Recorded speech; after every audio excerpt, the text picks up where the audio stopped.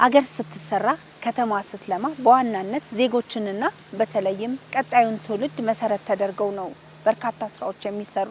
አዲስ አበባ ከተማ ከጊዜ ወደ ጊዜ ለትውልዱ በተለይም ምቹ ከተማ እንድትሆን በርካታ ስራዎች እየተሰሩባት ይገኛሉ። ሰላም ጤና ይስጥልን ክቡራንና ክቡራት ተመልካቾቻችን እንደምን ሰንብታችኋል? ይህ ዘውትር በዚህ ሰዓት ወደ እናንተ የሚደርሰው ጽዱ አዲስ የተሰኘው ሳምንታዊ ፕሮግራማችን ነው። በዚህ ፕሮግራማችን አንድ ጉዳይ ልናነሳ በአድዋ ድል መታሰቢያ ቅጥር ግቢ ውስጥ እንገኛለን። ዛሬ በዚህ ፕሮግራማችን የምናነሳው ሀሳብ በተለይም ከተለያዩ ትምህርት ቤቶች የተውጣጡ ተማሪዎች ከተማ አቀፍ የተቀናጀ የደረቅ ቆሻሻ አወጋገድ ስርዓት ዙሪያ ላይ የጥያቄና መልስ ውድድር ተዘጋጅቷል። በተለይም ተማሪዎች በከተማቸው ጽዳትና ውበት ላይ የራሳቸውን አስተዋጽኦ እንዲያበረክቱ የጥያቄና መልስ ውድድር ምን አይነት አስተዋጽኦ አለው፣ የተማሪዎች በተለይም የጽዳት ግንዛቤ በምን ደረጃ ላይ ይገኛል የሚሉ ሀሳቦችን እናነሳለን። ይህም ፕሮግራማችንን አዲስ ሚዲያ ኔትወርክ ከአዲስ አበባ ከተማ ጽዳት አስተዳደር ኤጀንሲ ጋር በጋራ ሆነን እናቀርባለን። እስከ ፕሮግራማችን ፍጻሜ አብራችሁን ቆዩ።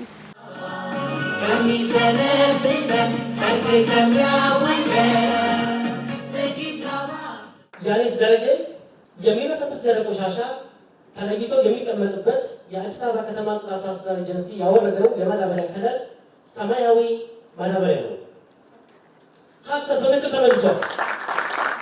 ጥያቄ ቁጥር 9 የአዲስ አበባ ከተማ ጽዳት አስተዳደር ኤጀንሲ በከተማው በደረቅ ቆሻሻ አያያዝና አወጋገድ ስርዓት በኩል ሊከሰት ለሚችሉ ህገወጥ ድርጊቶችና ጥቆማዎች ለመስጠት 6099 ነፃ መስመር ይጠቀማል። እውነት በትክክል ተመልሷል። 6099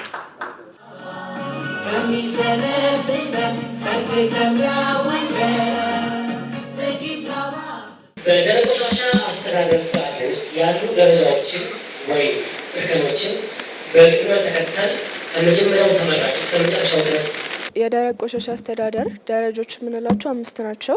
የመጀመሪያው ተመራጭ የምንለው ደረቅ ቆሻሻን ከምንጩ መቀነስ ነው። ሁለተኛው ተመራጭ ደግሞ ደረቅ ቆሻሻን መልሶ መጠቀም ነው።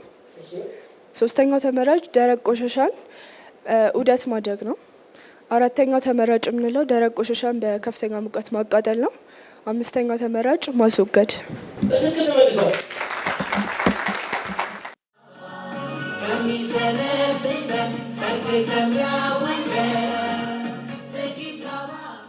መቶ ነጥብ በማምጣት አራዳ ክፍለ ከተማ ከሚኒሊክ ሁለተኛ ደረጃ ትምህርት ቤት ሞቅ ያለ ጭብጨባ።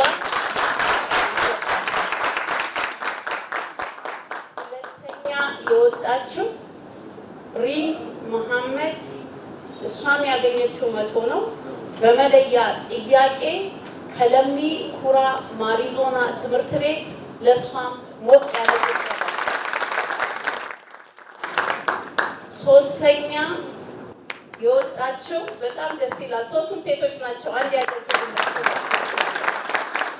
ነፃነት ሙላት 99 ነጥብ በማምጣት ኮልፌ ቀራኒዮ ክፍለ ከተማ የማነው ደረጃ ትምህርት ቤት ሞቅ ያለ ጭብጨባ።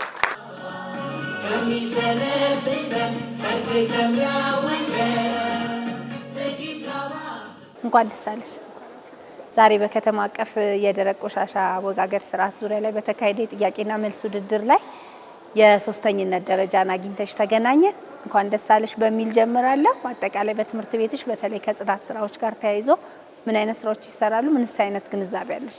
በትምህርት ቤታችን አርብ ሁሌ ለጽዳት የተሰጠ ቀን ነው በትምህርት ቤታችን እና ይህንን ቀን ጠዋት ላይ ትምህርት ቤት ክላስ ከመጀመሩ በፊት የተወሰኑ ደቂቃዎችን ወስደን እናጸዳለን ትምህርት ቤታችንን። እንዲሁም ደግሞ በሚኒ ሚዲያ የተለያዩ የግንዛቤ መፍጠሪያ እንደ አካባቢ ጥበቃና ልማት ክበብ የተለያዩ ግንዛቤ መፍጠሪያዎችን ለተማሪዎች እርስ በርሳችን እንሰጣጣለን። እንደ አጠቃላይ ያው ጽዳት አስፈላጊ ነው። ማንኛውም ሰው ጽዱ የሆነ ቦታ ላይ የመኖር መብት አለው። ስለዚህም ደግሞ አካባቢውን ማጽዳት በግሉ የየግል ድርሻ ነው ጽዳት። ስለዚህ በግሉ እያንዳንዱ ሰው የራሱን አካባቢ ማጽዳት አለበት። ጽዳት መብት ነው ብዬ አስባለሁ። የኛ ትምህርት ቤት አርብ ከሰልፍ ስነ ስርዓት በኋላ ሁሌ የጽዳት ፕሮግራም አለ። እናም ደግሞ ከዚህም በተጨማሪ ቤት ሰፈር ውስጥ የሚከናወኑ የጽዳት ፕሮግራሞች አሉና ከዛ አንፃር ግንዛቤ አለኝ። ያኔት እንኳን ደስ አለሽ። ዛሬ በተካሄደ የጥያቄና መልስ ውድድር ላይ ተሸላሚ ሆነሻል። በተለይ ከጽዳት ስራ ጋር ተያይዞ ምን አይነት ግንዛቤ አለሽ? ያው የጽዳት ስራ እስከዛሬ ድረስ በተደረጉ ጥያቄና መልሶች የተለያዩ ትምህርቶችንም ወስጃለሁ እንደኔና አሁን በትምህርት ቤታችንም በአካባቢያችንም በቤታችንም ጽዳት ላይ እንደ ዋና ስራችን መውሰድ አለብን ወይም ደግሞ ማጽዳት እንዳለብን እና ለጤናችንም ትልቅ ጠቃሚ እንደሆነ ያው ግልጽ ነው ታውቃል። የተለያዩ ትምህርቶችን አግኝቼበታል።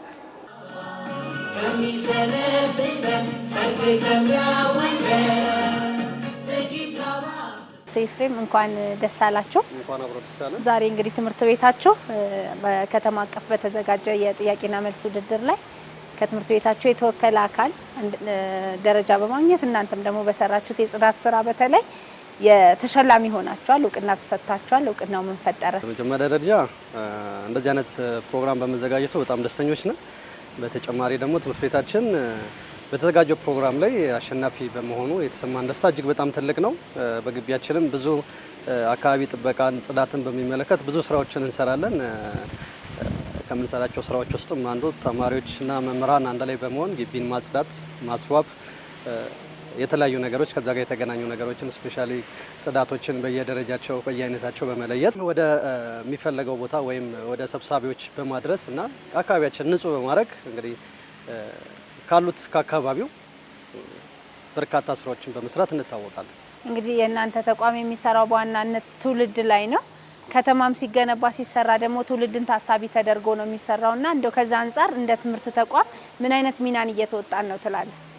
እንግዲህ እንደ ትምህርት ተቋም ትልቁ ኃላፊነት ከኛ ቢጠበቅም እንደ ሀገር እኛ የምንሰራው ነገር እኛ የምናደርገው አስተዋጽኦ ሙሉ ከተማውንም ሀገሩንም የመሸፈን አቅም ስላለው ከትውልድ በተጨማሪ ደግሞ አካባቢን ማጽዳት በራሱ የሚሰጠው ሳይኮሎጂካሊ የሆነ የአእምሮ እርካታና የስነ ልቦና ጥንካሬን እንደሚሰጥ ተማሪዎቻችንም የተረዱና መምህራኖችን በዛ ስራ ላይ የተሰማሩና የሚሰሩ ስለሆኑ ከእውቀት ጎን ለጎን ደግሞ አካባቢንም ማጽዳትን እንደ አንደኛ ተመራጭና ቀዳሚ ተግዳር አድርገን በመስራት እንግዲህ የተሻለ ነገር ለማምጣት እንሞክራለን። ደስ የሚል ስሜት አለው።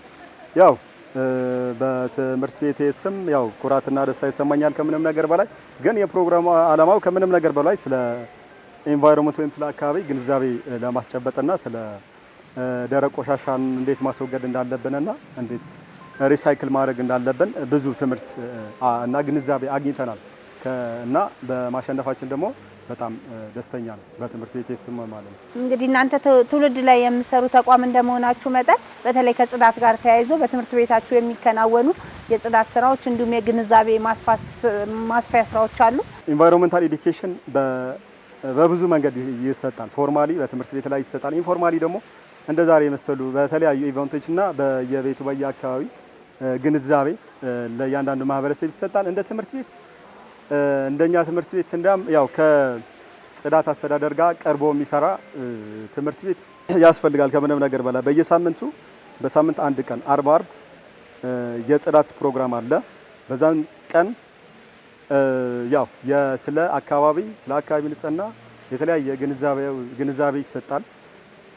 እንደገና ደግሞ ከወረዳው የጽዳት ጽህፈት ቤት በቅርብ ነው የምንሰራው ሁሌ። ስለዚህ በየሳምንቱ አንድ ቀን አርብ መጥተው ብዙ ግንዛቤ ይሰጡናል። ተማሪዎች የጽዳት ዘመቻ በግቢም ከግቢ ውጭም ያደርጋሉ፣ ችግኝ ይተክላሉ እና ከምንም ነገር በላይ ተማሪዎች ግንዛቤ አግኝተው በራሳቸው ኃላፊነት ንጹህ አካባቢ እንዲፈጥሩ ብዙ ስራ እየሰራን እንገኛለን።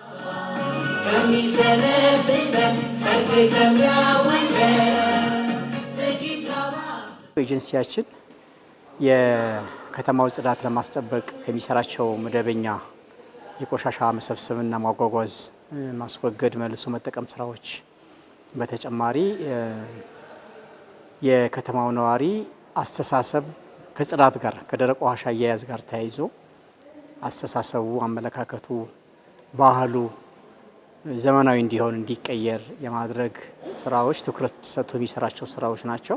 ያው በመንግስት ጥረት ብቻ በከተማ አስተዳደሩ ጥረት ብቻ የከተማውን ጽዳት በዘላቂነት ማረጋገጥ ስለማንችል ህብረተሰቡ ባለቤት መሆን አለበት። ህብረተሰቡ ባለቤት እንዲሆን ከምንሰራቸው ስራዎች አንዱ ያው ግንዛቤ መፍጠር ነው። ግንዛቤ ለመፍጠር የተለያዩ ስራዎች እንሰራለን። እንደምታውቁት የጽዳት ንቅናቄዎች አሉ፣ ቤት ለቤት የማስተማር ስራዎች አሉ። ከነዚህ ስራዎች በዋነኝነት ትኩረት ሰጥተን የምንሰራው በትምህርት ቤቶች ከትምህርት ቤቶች ላይ ከአዲስ አበባ ትምህርት ቤት ጋር በመተባበር ተማሪዎች ላይ የግንዛቤ መፍጠር ስራዎች እንሰራለን፣ የማስተማር ስራዎች እንሰራለን። ተማሪዎች በየሳምንቱ ትምህርት ቤቶቻቸው እንዲያጸዱ፣ የትምህርት ቤቶች ዙሪያ አካባቢ እንዲያጸዱ፣ ይሄ በሚያደርጉበት ጊዜ ኃላፊነት እየወሰዱ ግንዛቤ እያገኙ እንዲሄዱ የማድረግ ስራዎች እንሰራለን።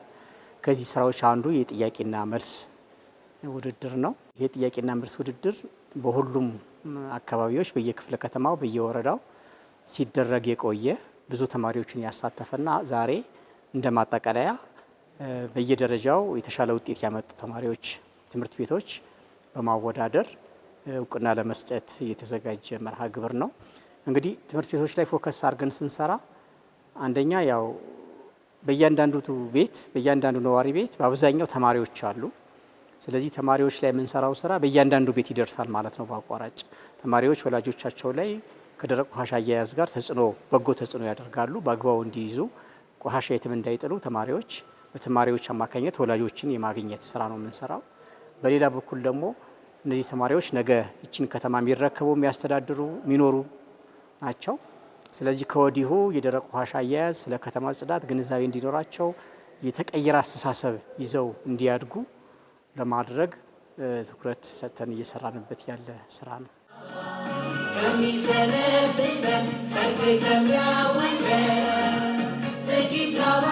የትምህርት ቤቶች ውስጥ በዚህ ዙሪያ ላይ በተለይ ክበባትን በመመስረት በተጨማሪም ደግሞ ዘውትር አርብ ተማሪዎች አካባቢያቸውን፣ ግቢያቸውን፣ የትምህርት ቅጥር ግቢውን እንዲያጸዱ ይደረጋል። ከዛ አንጻር እንደናንተ ትምህርት ቤት የሚሰሩ ስራዎች በደንብ እንሰራለን። በዚህ በተለይ አካባቢ ጥበቃ በሚል ተቋም ውስጥ ሰብሳቢ ነኝ። ምሳሌ እኔ ጸሐፊ ነኝ። ይህንን ክበብ በመምራት በጸሐፊነት አገለግላለሁ። አካባቢ ጥበቃ በሚለው ተቋም ላይ ማለት ነው፣ ወይም የክበብ ላይ እዛ ላይ እንግዲህ ሁሌም ቀኖችን ወስነን ለተማሪዎች ገለጻ እንሰጣለን፣ አዌርነስ እናደርጋለን፣ የተለያዩ መናምኖችን እናቀርባለን ጽዳትን በተገናኘ እና ሁልጊዜም ደግሞ ጽዳት ግቢያችን መታችሁ ብታዩት ደስ ይለናል። በየቀኑ ነው የሚጸዳው። ተማሪዎች በወጡ ቁጥር ሁሌም ክላሱ አካባቢው ሁሌም እንደጸዳ ነው። በዚህ በጣም ትምህርት ቤታችን ታዋቂ ነው በጽዳት እና እነዚህ አይነት ስራዎችን እንሰራለን። ይህ ስራ ከትምህርት ቢሮ ጋር በመቀናጀት ነው የምንሰራው። በየሳምንቱ አርብ ጠዋት አብዛኞቹ ትምህርት ቤቶች ግቢያቸው በተማሪዎቻቸው በመጠቀም ያጸዳሉ። ዙሪያው የትምህርት ቤቱ ዙሪያ ይሄ ሲደረግ እንግዲህ ተማሪው በድርጊት ይማራል ማለት ነው። በድርጊት ክፍሉ ራሱ ማጽዳት እንዳለበት፣ ግቢው ራሱ ማጽዳት እንዳለበት፣ ኃላፊነት እንዳለበት ያውቃል፣ ይማራል። ይህንን አስተሳሰብ ይዞ ያድጋል ማለት ነው። ትምህርት ቤቶች ይህንን ጉዳይ ከማሳካት አንጻር ትልቅ ድርሻ የሚወጡት እነሱ ናቸው። ይህ ብቻ አይደለም። ከዚህ ቀደም ሞጁል አዘጋጅተን ለትምህርት ቤቶች አሰራጭተናል። አጠቃላይ ስለ ደረቅ ቆሻሻ ዘመናዊ አስተዳደር በተመለከተ ምን ማለት ነው፣ ቆሻሻ ከምንጩ መለየት ማለት እንዴት ቆሻሻ መቀነስ ይቻላል፣ እንዴት መለየት ይቻላል፣ እንዴት ኮምፖስት በየትምህርት ቤቱ መስራት ይቻላል የሚል ማንዋል ጭምር አሳትመን ለትምህርት ቤቶች ሰጥተናል። በእኛ ግንዛቤ በዚህ ማንዋል በመጠቀም ትምህርት ቤቶች የተወሰነ ደቂቃ በመውሰድ በየክፍሉ ግንዛቤ ይፈጥራሉ የሚል እምነት ነው ያለን። ስለዚህ በጥሩ ደረጃ ኃላፊነታቸው እየተወጡ ነው ብሎ መውሰድ ይቻላል። ይሄ ያመጣው ለውጥ እንግዲህ ቅድም ጥያቄና መልስ እንዳየሽው ነው። አብዛኛው ጥያቄዎች በተለይ ከደረቅ ቆሻሻ አያያዝ ጋር የተያያዙ ጥያቄዎች ተመልሰዋል፣ አብዛኞቹ ተማሪዎች ማለት ነው። ይሄ ማለት እየሰራ ነው ያለው ስራ ፍሬ እያፈራ ውጤት እያመጣ ነው፣ ግንዛቤ እየፈጠረ ነው የሚል እምነት አለን ማለት ነው። ኦፍኮርስ ያው እሱን ተማሪዎች ናቸው ዛሬ ያሉት። ይህንን ስራ አጠናክረን መቀጠል ይጠይቃል። በየትምህርት ቤቱ በርካታ ሺህ ተማሪ ነው ያለው። ስለዚህ እያንዳንዱ ተማሪ ዛሬ የነበሩ ተማሪዎች ጋር ማድረስ፣ ዛሬ የነበሩ ተማሪዎች ግንዛቤ ያላቸው ግንዛቤ እንዲኖር አጠናክረን መቀጠል ይኖርብናል። በጣም መሰረታዊ ስራ ነው። ቅድም እንዳልሽው ትውልድ ላይ መስራት፣ ነገ ከተማ የሚረከብ ትውልድ አስተሳሰቡ የተቀየረ ይሆናል። ዛሬም ደግሞ በየመኖሪያ ቤቱ በየአካባቢው ተማሪ ተጽዕኖ ይፈጥራል ማለት ነውና ይህንን ታሳቢ ያደረገ ስራ በቀጣይ ማጠናከር የምንሰራ ይሆናል ማለት ነው።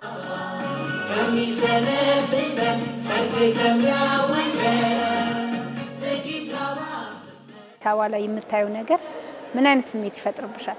ጽዱ ከተማ ላይ መኖር ያስደስታል። እንደ አንድ ትውልድም በኔ ዘመን እንዳለ ትውልድም ጽዳት የሚወድን ንጹህ ነገር የሚወድ ትውልድ ነውና ንጹህ ነገር ማየት፣ ንጹህ አካባቢ ላይ መኖር፣ ንጹህ ቦታ ላይ መዝናናት የሚወድ ትውልድ ነው። ስለዚህ ይሄ ነገር መፈጠሩ ደግሞ ከተማችን እንደዚህ መሆኑ ደግሞ እንደ ትውልድ የሚያስደስትና የሚያኮራ ነገር ነው። አዲስ አበባ በጣም ያምራል፣ ያማረ ነው በጣም። ሌሎች የምንመኛቸውን ከተሞች ከዚህ ከኢትዮጵያ ውጭ ያሉትን ከተሞች እነዛን የምንመኛቸውን ትተን ይሄኛውን እንድንወደው ያድርጎናል ጽዳቱ። ሁላችንም አካባቢያችንን በተቻለ መጠን እናጽዳ። ማጽዳት ግዴታችንም ነው መብታችንም ነው ጽዱ ቦታ ላይ መኖር። ስለዚህ ንጹህ አካባቢ እንፍጠር በያለንበት ቦታ። የተቻላችሁን አድርጉ። ለወላጆቻችሁ መልእክትን አድርሱ። ለማህበረሰቡ ግንዛቤን ፍጠሩ እና ንጹህ ቦታ ላይ መኖር መብታችን ስለሆነ ንጹህ ቦታን እንፍጠር። አዲስ አበባ ከተማ አሁን ያላት ገጽታ በጣም ከድሮ የተሻለ ነው ማለት በጣም የተሻሻለ ነው። በጣም ያምራል እና ከዚህ በኋላም ደግሞ ዓለም ላይ በጽዳት አንደኛ ከሚባሉት ሀገራት ደረጃ ተርታ ተሰልፋ ማየት ፈልጋለሁ ሀገራችን። ተማሪዎች ከትምህርት ቤት በመነሳት እንዳልኩት ለትምህርት ቤቱ ማህበረሰብ ግንዛቤ በመስጠት እነሱን በቻሉት ደግሞ ቆሻሻ ወድቆ ምናምን ሲያገኙ በማንሳት ቆሻሻ ያለግባቡ የሚጥልን ሰው ሲያገኙ ደግሞ ያንን ሰው በመንገር በመቀጸስ ኃላፊነታቸውን ይወጣሉ ብዬ አስባለሁ። አዲስ አበባ በጣም ጸድቷል እና ያው በጣም ደስ የሚል ስሜት ነው የሚሰጠው። ምክንያቱም ከውጭ የሚመጡ ቱሪስቶች አሉ እና ኢቨን ኢትዮጵያ ላይ ያላቸው አስተሳሰብ ይቀየራል ማለት ነው። ላይክ እኛ የጸዳ ሀገር በኖረን ቁጥር የተሻለ የሆነ አስተሳሰብ እናገኛለን። ኢቨን ሌላ ሀገራቶች ለምሳሌ የሚታወቁ አሉ እንደ ሩዋንዳ በአፍሪካ ውስጥ ያሉ ማለት ነው በጽዳት። ስለዚህ ኢትዮጵያም ደግሞ እንደ ሩዋንዳ ታዋቂ እንድትሆን በአፍሪካ ጽዱ ሀገር እንደምትባል ተስፋ አለኝ። አሁንም ደስ የሚል ፕሮግረስ ላይ ነው ያለ። ተማሪዎች አሁን እንደሚታወቀው የተለያዩ ግንዛቤ እየተሰጣቸውም ነው እና የተሻለ እውቀት አላቸው ማለት በፊት ከነበሩ ሰዎች። አሁን ደግሞ ተማሪዎች የያዙትን ግንዛቤ ማድረግ ያለባቸው ላይክ መስራት ማጽራት ካለባቸው እንደገና ደግሞ ከነሱ በታች ያሉ ታናናሾቻቸውን ማስተማር ገና ከልጅነታቸው ማስተማር እንደገና አካባቢያቸውን ቤታቸውን ሁሉ ራሳቸውን ጭምር የራሳቸውን ቢሆን ጽዳት መጠበቅ። እንደዚህ ከሆነ ላይክ አንድ ነገር በትንሹ ስንጀምረው ነው ትልቅ ደረጃ ላይ የሚደርሰው ነው። በትንሹ እየሰሩ ትልቅ ደረጃ ላይ መድረስ ይችላል።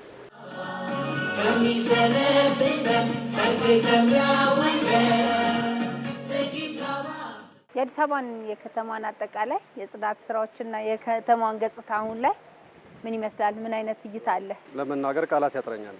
አዲስ አበባ ነች ወይ እስከምንል ድረስ ነው። በየርንበት አቅጣጫ ሁሉ የሚገርም ጽዳትና የሚገርም ለውጦችን እናያለን። እንግዲህ ክቡር ጠቅላይ ሚኒስትራችን ዶክተር አብይ ለሰራው ስራ አዳነች አቤቤን ጨምሮ እጅግ በጣም እናመሰግናለን። በተለይ በጽዳት ዙሪያ ላይና ከተማን በማስዋብ ትልቅ ስራ እንደተሰራ አይናችን የሚያየው ነገር ነው። አዲስ አበባ እንደዚህ አልነበረችም። እንግዲህ እኔ አዲስ አበባ ልጅ ነኝ፣ እዚሁ ተወልጄ ያደግኩ ነኝ። አዲስ አበባን በደንብ አውቃታለሁ። አሁን ኢቭን እየመጣን ራሱ የምናየው ነገር ፍጹም ለአእምሯችን እርካታ የሚሰጥና ደስ የሚል ነገር ነው። ባለፉት 4-5 ዓመታት አዲስ አበባ ላይ የተሰሩ ነገሮችን በጣም አፕሪሼት አደርጋለሁ። ከምንም ነገር በላይ በጽዳት ዘመቻ በአግባቡ ጽዳት የማስወገድ ጽዳቶች በየአይነቱ የመለየት ብዙ ያው ዘርፈ ብዙ የሆነ ጥቅም እንዳለው ይሄ ማስረዳት ያው ማንም ዜጋ የሚረዳው ነገር ስለሆነ እና ከምንም ነገር በላይ በተለያዩ የውጭም የውስጥ ሀገር ሶሻል ሚዲያዎች የምንሰማው ወይም ደግሞ በተለያዩ ስትሪመሮች የምንሰማው ስለ አዲስ አበባ ንጽህናና ስለ አዲስ አበባ እድገት ስሰማ በጣም ደስታና ኩራት ነው የሚሰማኝ እና ከምንም ነገር በላይ የአንድ ከተማ እድገት አንድ ህንፃ መገንባት ወይም ሌላ ነገር አይደለም። ከምንም ነገር በላይ ንጽህናውም የተጠበቀ መሆን አለበትና ባለፉት 3-4-5 ዓመታት የተሰሩ በአዲስ አበባ ጽዳት አስተዳደር ኤጀንሲ እየተሰሩ ያሉትን ስራዎች በጣም አፕሪሼት አደርጋለሁ። የጽዳት አስተዳደር ኤጀንሲ ዓላማ ወይም ደግሞ ራዕይ የሆነው በ2022 ለማሳካት የሁላችንም ኃላፊነት እንዳለብንና አርአያ መሆን እንዳለብን አምናለሁ። እኔም ለተማሪዎቼ ብዙ ስራ መስራት እንዳለብኝ ብዙ ነገር ተምሬያለሁ ማለት ነው።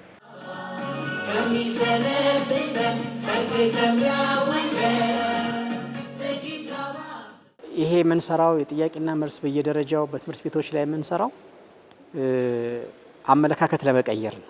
ህብረተሰቡ ከቆሻሻ አያያዝ ጋር ከጽዳት ጋር የባለቤትነት ስሜት እንዲኖረው እኔ ይመለከተኛል የሚል እያንዳንዱ ነዋሪ እንዲፈጠር ነው እየሰራን ያለ ነው። ቆሻሻ በእያንዳንዳችን ቤት ነው የምንፈጥረው። በእያንዳንዱ ስራ እንቅስቃሴያችን የሚፈጠር ነው። ስለዚህ ይሄንን እያንዳንዱ ሰው እያንዳንዱ ነዋሪ በአግባቡ የመያዝ አሁን ደስትቢኖች በከተማው በከፍተኛ ደረጃ እያሰራጨን ነው በዋና ዋና መንገድ ላይ። ስለዚህ ጥቃቅን ቆሻሻዎች ደስትቢን ላይ በማስቀመጥ ቤት በየቀኑ በሚኖረን እንቅስቃሴ የሚፈጠር ቆሻሻ በአግባቡ መለየት ማለት ቆሻሻ ሀብት ነው ስንል መልሶ ጥቅም ላይ ይውላል ማለታችን ነው። ይሄ ሊሆን የሚችለው ደግሞ መለየት ሲቻል ነው። ስለዚህ እያንዳንዱ አባወራ ማወራ ነዋሪ ቆሻሻ ለይቶ ማስረከብ መቻል አለበት። የእያንዳንዱ ኃላፊነት ነው ማለት ነው። ከዚህ ውጪ በየቤቱ ቆሻሻ እየተሰበሰበ ነው። መንገድ ጽዳት እየተካሄደ ነው። ይህን ሁሉ አልፎ አላግባብ ህገወጥ ቆሻሻ የሚጥል ሰው በየመንደራችን አለ፣ በተጨባጭ ማለት ነው። በየመንገዱ ኬርለስሊ በሆነ መንገድ ቆሻሻ የሚጥል ሰው አለ። እነዚህን ሰዎች ተዉ በማለት በማስገንዘብ ከዚህ ባለፈ ደግሞ እንዲቀጡም ጭምር በማድረግ ለከተማችን ጽዳት ሁላችንም ኃላፊነት አለብን። እያንዳንዱ ሰው እያንዳንዱ ነዋሪ ኃላፊነት አለበት ማለት ነው። እንግዲህ ከተማችን ላይ ትላልቅ መሰረተ ልማቶች በኮሪደር ልማት እየተሰሩ ነው። የነዚህን እድሜ ማስጠበቅ የምንችለው የቱሪስት መዳረሻ ማድረግ የምንችለው ጽዳቱ ሲጠበቅ ነው። ጽዳት ስንል ደግሞ ደረቅ ቆሻሻ አያያዝ በአግባቡ ሲከናወን ማለት ነውና እያንዳንዳችን የከተማችን ጽዳት የምንፈልግ ሰዎች፣ ከተማችን እንዲያምርባት የምንፈልግ ሰዎች ቆሻሻን በአግባቡ መያዝ መርሳት የለብንም። ትልቁ ስራ ይሄ ስለሆነ ሁሉም ሰው በዚህ ደረጃ ኃላፊነቱ መወጣት አለበት። ተቋማት፣ ትምህርት ቤቶች፣ መንግስታዊ የሆኑ ያልሆኑ የሃይማኖት ተቋማት እያንዳንዱ ሰው ኃላፊነት አለበት። የጋራ ከተማችን ነው። ስለዚህ ሁሉም አካላት ድርሻቸውን በአግባቡ እንዲወጡ በዚህ አጋጣሚ መልእክቴን አስተላልፋለሁ።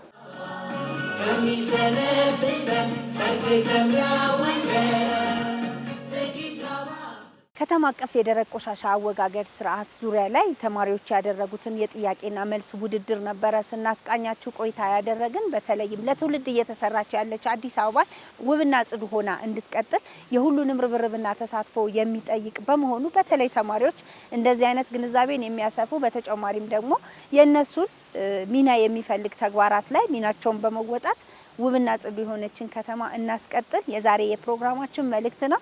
ፕሮግራማችን በዚህ አብቅቷል። ሳምንት በሌላ ርዕሰ ጉዳይ እንገናኛለን። ቸርን ሰንብት። እነሱ ውድድር አንደኛ በመውጣት 100% በማምጣት ያኔት ደረጀን ከሚሰነብተን